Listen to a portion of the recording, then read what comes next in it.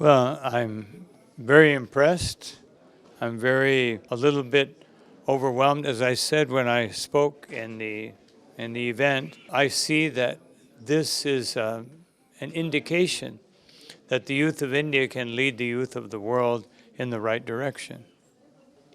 Well, to all the devotees, Sundar Gopal Prabhu, and everybody all the preachers, and especially the organizers, and the cooks, and everyone who participated, these are the most glorious devotees, the ones that sometimes you never see, the ones that you never hear of.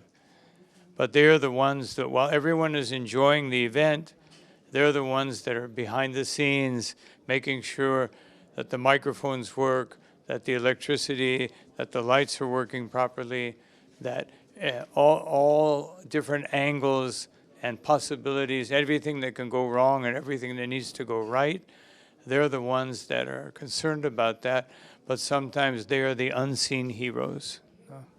Well, one point that I made is that in the Bhagavatam it says, Loke Vyabhasam Amisha Madhya Seva. It says that sex, illicit sex, and intoxication and meat eating are common. So these are human tendencies.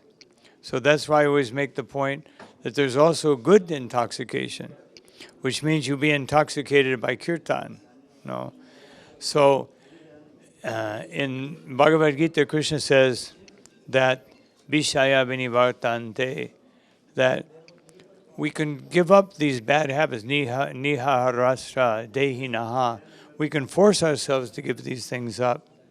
But rasavarcham rasopyasya param justva nivartate. Just to do it mechanically will not be enough. So we can convey the message, but what we have to do is convey from our hearts the conviction and show the young people how much pleasure there is in serving Krishna and chanting the holy name of Krishna and dedicating our lives to Krishna. This is the actual thing that will convince. So how much success we have with all these young people by how we were able to convey from our hearts this conviction that we will see in the upcoming times. Okay, I would say never give up. No, we have to have the determination. Krishna says several times in Bhagavad Gita, Dridha Vrata. We have to have this firm determination that we must serve Krishna, that the only success in life is serving Krishna.